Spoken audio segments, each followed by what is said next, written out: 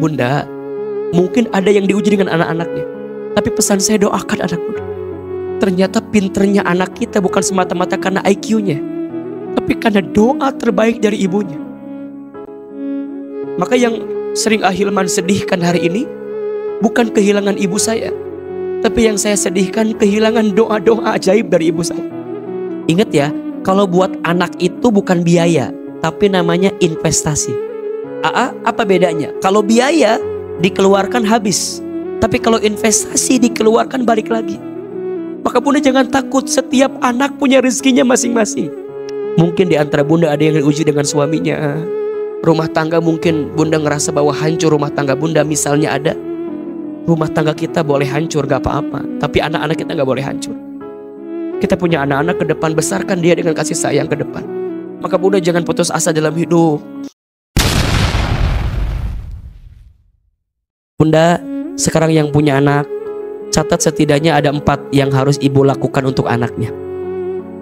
1, Bunda solehkan diri sebelum solehkan anak. Bunda tuh kenapa ngaji? Biar pengen punya anak yang soleh, betul gak? Jadi bukan semata-mata biar Bunda soleh, tapi anak Bunda pengen soleh. Yang kedua, caranya adalah doakan anak kita. Bunda sayang, doa itu bisa menembus apapun. Doakan anak kita. Ahilman, dengan izin Allah ya, hari ini bisa ditakdirkan seperti ini. Kalau boleh disebutkan, ini karena doa orang tua saya. Doa wabil khusus ibu saya. Saya sering ceritakan cerita ini kepada siapapun. Saya tuh waktu kecilnya nakal banget, cengos, gak mau diem. Sampai tetangga tuh sering ngeluh ke ibu saya. Kata tetangga saya, ibu, iya si Iman teh kia gitu aja. Terus kata ibu saya gini, shh, maafin anak saya katanya. Insya Allah nanti Hilman bakal jadi ustadz. Itu ucapan ibu saya. Terus saya bilang ke ibu saya, mual mungkin mah, ustadz di mana? Saya bilang gitu. Tapi ibu saya bilang nanti Iman jadi ustadz. Ditambah gak yakin lagi karena mohon maaf ya, ibu saya tukang jualan di pasar, ayah saya kuli di pasar. Jadi secara keturunan itu gak langsung gitu ada ustadz gitu, ada ulama. Paling ada kakek, nenek gitu ya. Jadi asa gak mungkin ketika ibu saya bilang nanti jadi ustadz gitu. Lulus SD, ibu kami masukin ke pesantren. Saya masuk ke pesantren. Saya nanya ke ibu saya, Mama kenapa Iman dia harus masuk pesantren? Kata mama saya, iya biar Ilman belajar ilmu agama ya, belajar di pesantren. Baru masuk pesantren, ayah saya meninggal. Jadi ayah saya meninggal ketika saya masuk pesantren, kelas 1 SMP berarti. Jadi Abah anak yatim sejak kecil. Setelah ayah meninggal, tinggal ibu sendiri. Saya bilang ke ibu saya, Mama, Iman di rumah aja lah, gak usah masuk pesantren, kan besar biayanya. Apa kata mama saya?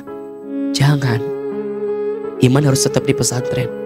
Dari mana biayanya? Saya bilang. Kata mama saya, nanti mama yang cari sendiri.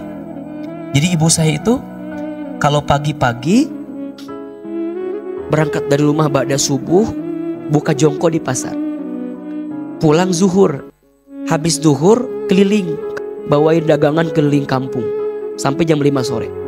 Itu tiap hari untuk anaknya biar bisa sekolah. Maka setelah itu saya mulai berubah tuh, gak mau, ya artinya gak mau nakal lagi gitu ya, gak mau cengos lagi gitu. Saya tinggalin hal-hal yang kira-kira gak penting lah. Sampai kemudian kelas 1 SMA, kelas 4 di pesantren itu, ibu saya jatuh di kamar mandi. Kemudian ibu saya stroke, sakit. Sehingga ibu saya gak bisa lagi jualan seperti biasa. Sehingga saya gak bisa sekolah kan, karena gak punya biaya. Tapi kata ibu saya, Iman kalau mau sekolah harus pinter, biar dapat apa? Beasiswa.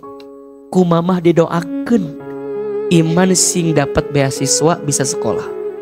Maka setelah ibu saya sakit, saya berjanji sama Allah, saya gak mau nyakitin hati ibu saya. Dan saya minta sama Allah, ya Allah bantu saya agar bisa nyenengin hati ibu saya.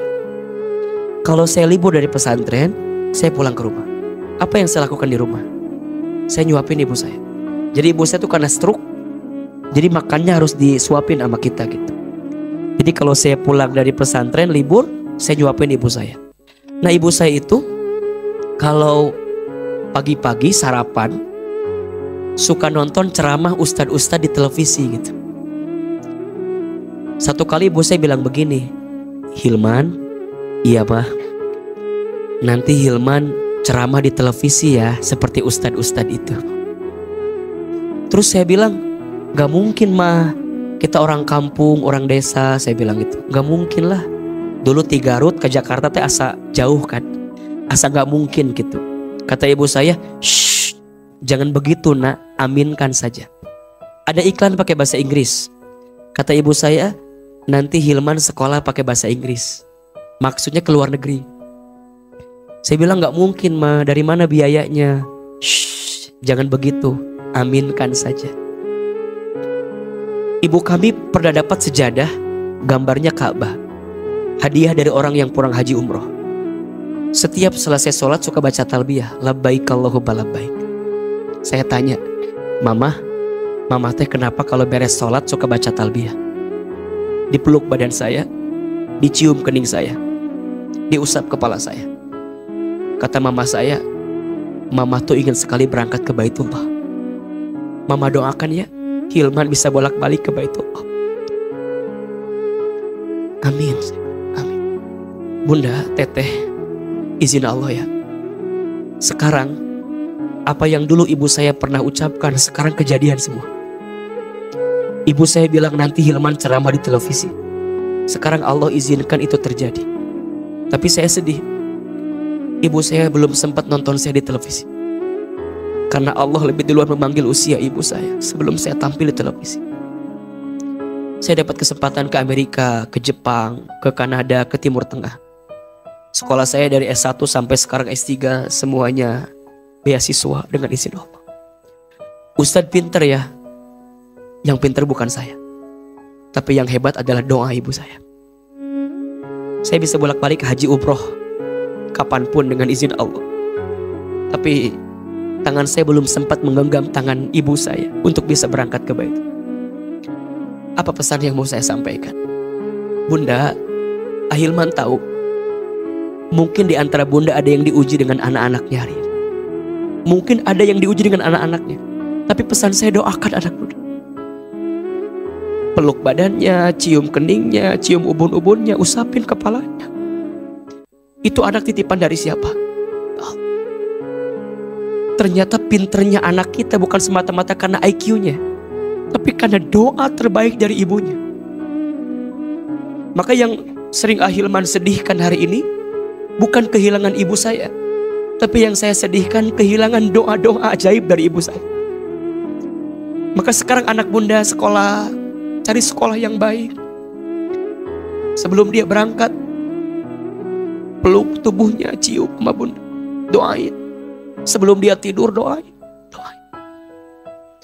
Kadang Allah menguji kita dengan pasangan kita, tapi bisa jadi Allah membahagiakan kita dengan anak-anak kita itu. Maka bunda jangan putus asa dalam hidup. Mungkin ya, saya nggak tahu pasti, tapi mungkin ya. Mungkin di antara bunda ada yang diuji dengan suaminya, ada yang diuji dengan pasangan. Rumah tangga mungkin bunda ngerasa bahwa hancur rumah tangga bunda, misalnya ada. Rumah tangga kita boleh hancur gak apa-apa, tapi anak-anak kita gak boleh hancur. Kita punya anak-anak, ke depan besarkan dia dengan kasih sayang ke depan. Bunda jangan takut, jangan khawatir, bersama dengan Allah ada kebaikan. Maka nanti yang ketiga, cari pendidikan yang baik.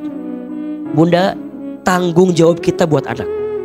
Ingat ya, kalau buat anak itu bukan biaya, tapi namanya investasi. Apa bedanya? Kalau biaya dikeluarkan habis, tapi kalau investasi dikeluarkan balik lagi. Maka bunda jangan takut, setiap anak punya rezekinya masing-masing. Baru nanti yang keempat, husnuzon sama Allah. 1, solehkan diri sebelum solehkan anak. 2, doakan anak setiap saat, setiap waktu. 3, cari pendidikan yang baik. 4, husnuzon terus sama anak kita. Insya Allah bunda, Allah makin senang sama kita, Allah makin sayang sama kita, dan kita juga bisa mendapatkan balasan kebaikan dari Allah Subhanahu wa Ta'ala.